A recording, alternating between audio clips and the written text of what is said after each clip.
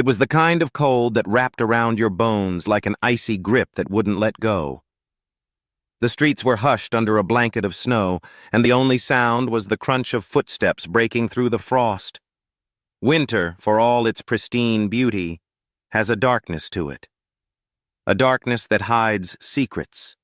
Secrets that have haunted those who dared to uncover them. The first story takes us to a remote cabin nestled deep in the Alaskan wilderness. Jacob, an avid photographer, had rented the cabin for a week, hoping to capture the northern lights in all their glory. The first few days were magical. The auroras danced in vivid greens and purples across the sky. But on the third night, as the wind howled outside, Jacob's camera caught something unexpected.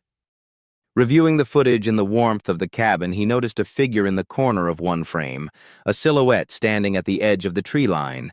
At first, he dismissed it as a trick of the light or maybe a stray animal, but as he zoomed in, the figure's features became clearer.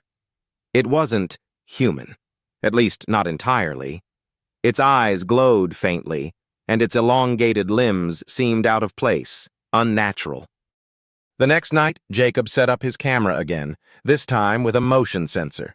Around 2 a.m., the sensor triggered, waking him up. Peering out the frosted window, he saw nothing but darkness.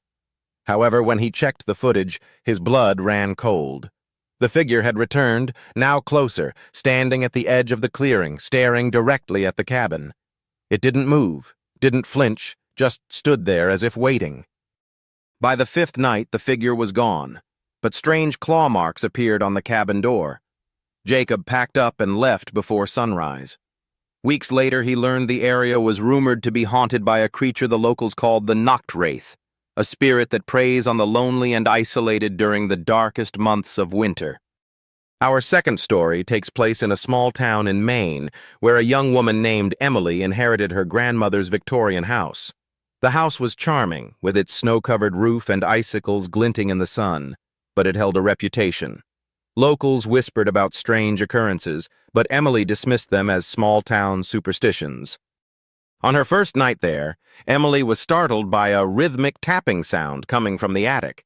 She chalked it up to the wind or maybe a raccoon, but the tapping persisted. The next day, she ventured into the attic, armed with a flashlight. Dust motes floated in the cold air, and old trunks lined the walls.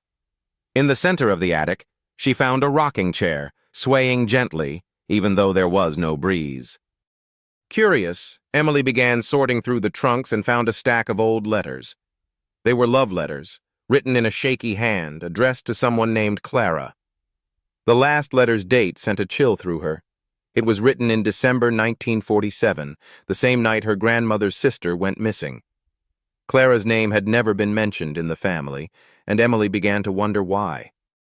Over the following nights, the tapping grew louder, evolving into whispers that seemed to echo her name. One night, she woke up to the sound of the rocking chair moving again. This time, it wasn't empty. Emily fled the house and later discovered that her grandmother had sealed the attic for years, refusing to speak of her sister's disappearance. The house was sold shortly after, and no one has dared live in it since. The third and final story is perhaps the most chilling. In 2013, a group of friends decided to go hiking in the snowy backcountry of Colorado. Among them was Rachel, an experienced outdoors woman who had planned the trip meticulously. The group set up camp in a secluded valley, surrounded by towering pines and unbroken snow.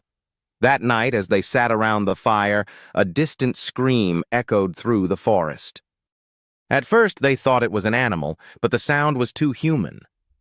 Against her better judgment, Rachel decided to investigate, taking one of her friends with her. They followed the sound deeper into the woods until they came across a set of tracks, barefoot tracks, leading further into the forest. The temperature was well below freezing, and there was no way someone could survive out there without proper gear. They followed the tracks to a clearing, where they found a small, makeshift shelter made of branches and snow. Inside, they discovered tattered clothing, and what looked like old, handwritten journal pages.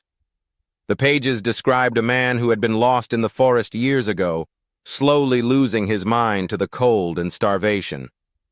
The final entry read, The cold speaks to me now. It tells me to stay. As Rachel and her friend turned to leave, the screaming started again, this time closer. They ran back to the camp only to find it abandoned. Their friends were gone, their belongings scattered. The only trace was a single line of barefoot tracks leading into the forest. Search and rescue teams combed the area for days, but found nothing.